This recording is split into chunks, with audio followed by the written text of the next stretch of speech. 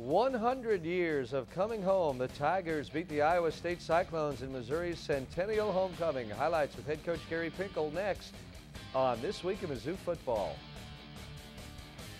This Week in Mizzou Football is brought to you by... Hi again, everyone. Welcome to This Week in Mizzou Football. Alongside Tiger head coach Gary Pinkel, I'm Chris Gervino. We're glad you're with us, and Mizzou is victorious on its 100th homecoming, 52-17 over Iowa State. Gary, congratulations. That was a most impressive win and a big bounce back from the loss at Kansas State a week ago. Well, it was obviously a difficult loss, and what you have to do, you soul search a little bit, and I think overall, I think we're a very focused football team. I think we played that way, and that's all simply just because of the attention to detail preparation. And so there's reasons why you play well, and there's reasons why you don't. And I thought overall our team gave a very good effort. Missouri really played well from the outset, jumped up to a big start against Iowa State. Let's show you the highlights. They are aplenty from this game at Faurot Field. What a beautiful Sunsplash Saturday afternoon, a sold-out crowd, more than 71,000 on hand to greet Coach Pinkel and his Tigers as they took the field. And right away, opening kickoff, Henry Josie returns it out near midfield. Well, we have not had him back because of our tailback depth problems.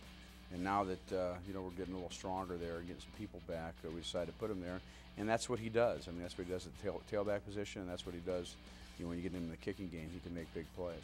I think you had all rushing plays on this opening drive. I believe 7 of them, in fact. And Franklin, the quarterback, James Franklin, Henry Josie, a pretty balanced attack leading you downfield. Well, they really started out with the scheme they used a year ago against us, and they had great success. And we were fortunate enough to prepare a little bit for it and execute. I thought just very, very good execution there. We're blocking, we run the ball well. Kendall Lawrence got down to the 1-yard line. We get it in right there with James. He's big, and the offensive lineman did a good job blocking. But there's reasons why you run well and throw well, and it's because you play well, and that's how you become a good football team. Defense here comes up with a fumble recovery. E.J.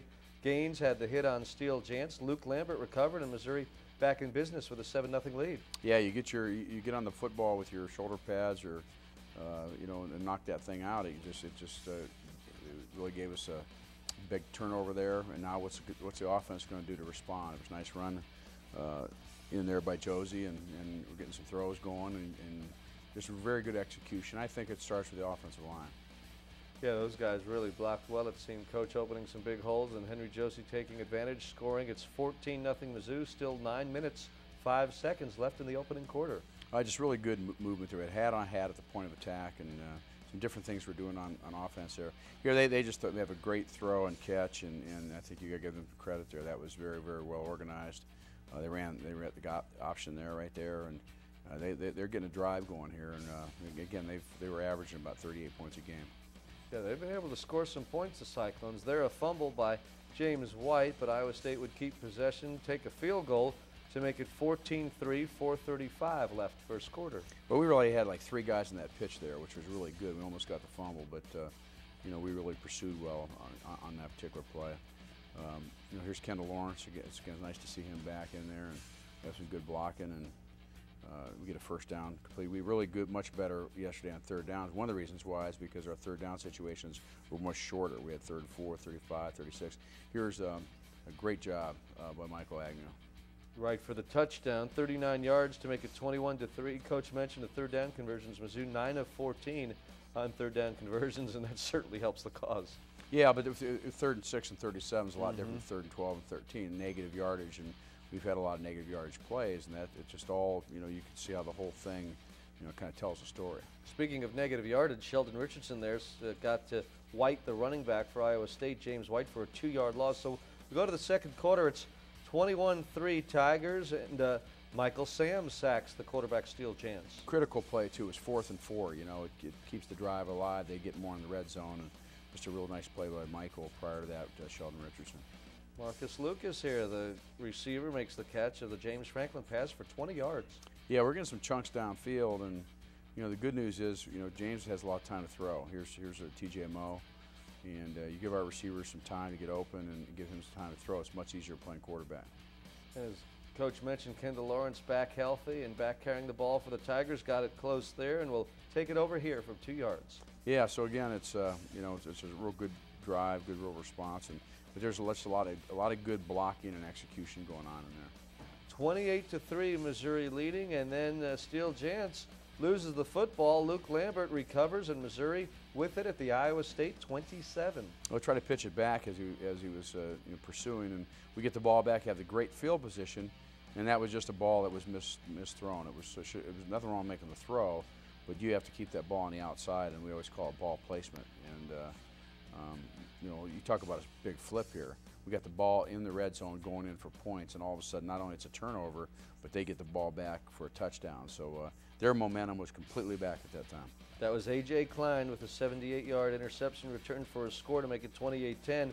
But here comes Henry Josie again. This is an 11-yard pickup for the Tigers. Well, you know, we're getting some things going here, and on the plus side of the field, and again, here's a forced football, and that's 2 in a row. And you know, James, you know, we're in the plus end of the field, plus towards you know, our goal line, and to think that you know, we turn the ball over right away. How's the defense going to respond to it? Responded pretty well there, as you see, as James White was thrown for a 2-yard loss. So Mizzou gets it back. Henry Josie, 12 more yards. He averaged 6.8 per carry on his Saturday afternoon. So the defense responded well. We get the ball back. And now for James a little bit, you know, you go in and you throw a couple picks, you know that you shouldn't be throwing, obviously. And you know, can you maintain your composure, go out and execute offense? And I thought he did a pretty good job after that. Unfortunately, we had another turnover. It was almost 3 straight drives, and we had a freshman there turn the ball over. And you know, those kind of all balanced out throughout the day, and so we got some on defense, but certainly disappointed we gave the ball up on offense. So James Franklin with it here still before halftime, and he finds a wide open LaDamian Washington down the middle of the field, a 41-yard pickup. As you get another look at this. Yeah, and you know what? He's got so much time to throw there, and he'll be the first one to tell you that a lot of things open up eventually if you can do that. Here's another you know, way we can use James Franklin and his abilities. Not only can he throw the football well, but we certainly you know, we can run him and do some different things, which causes a lot of problems for defenses. And then Grant Russell makes a field goal there, which was really good coming off at the end of half. We wanted to run one more play. We had like 5 seconds left, but we didn't want to risk it. Yeah, it was certainly close, but Russell gets out there, makes that field goal, 31-10 at halftime, and you're up by 21, even in spite of 2 turnovers. That's how well you'd played overall that first half to build a 3-touchdown lead. Yeah, and the big thing for us is, you know, we'd only scored 16 points in the third quarter the entire football season. So to not say that there was a huge emphasis on going out and starting quick, our defense was going to be out first, that would be an understatement. You know, we need to play. You know, we need to play a real complete football game, and fortunately, I think we did. Certainly so. We will take a break, folks. Come back and show you the third and fourth quarters of Missouri's big win over Iowa State when we continue with Coach Gary Pinkel. Welcome back, everyone. Mizzou had a 31-10 halftime lead over Iowa State. And, Coach, you mentioned before the break about trying to improve in the third quarter, so I suppose you mentioned that specifically to your team at halftime, coming out and getting the third quarter situation solved. No question. I think it was real important to us, just from a confidence standpoint, especially on offense. We played pretty good defense the first half. You know, we gave up 3 points. The other was from an interception, and we want to continue also to play real good defense. So, you know, just you know, the consistency of play is hugely important. You know, and I think for the entire football game we need to see that from our team. Very solid third quarter, in fact, for Missouri in this game. Let's show you how it unfolded at Furrow Field as Missouri came out with a 21-point halftime lead, and then in the third quarter, the defense really sets the tone early. Dominique Hamilton in for the sack of Steele Jantz. Yeah, he got the shoulder pad right there, and he really went down hard. It almost looked like he had his helmet, but the referee was right there and saw it was a good tackle and a very physical play. Come back out here with the offense after the punt, and Josie again, you know, with good blocking at the point of attack. You just give him a little seam and let him use his acceleration and his speed, and you know, a lot of good things can happen. Well, he's been terrific, up over 700 yards rushing for the season, and here's Josie now for 15 more yards, and that would set up a third and goal eventually from the 7, and James Franklin finds T.J. Moe. Really nice throw. It was thrown away and low. You know, the ball placement in that part of the field is always critical, but certainly that part of the field was hugely important. 38-10 Tigers. Iowa State with it here. James White on the short pass from Jantz takes it 25 yards. Yeah, there's a 2nd and 18, and that was a situation that we they ran a real nice play against the defense we had called, and it was a good execution on their part. Richardson, starting to hear Sheldon Richardson's name come up more, and it's nice to see that. Yes, he has made some progress, hasn't he? And Josie runs for 16 yards here, and then James Franklin keeps it himself for 11. Well, you know, we have that option type play that we're doing a lot now. It's kind of America's play, and it works well with us because James has good foot speed. There's a nice throw to LaDamian Washington and a nice catch.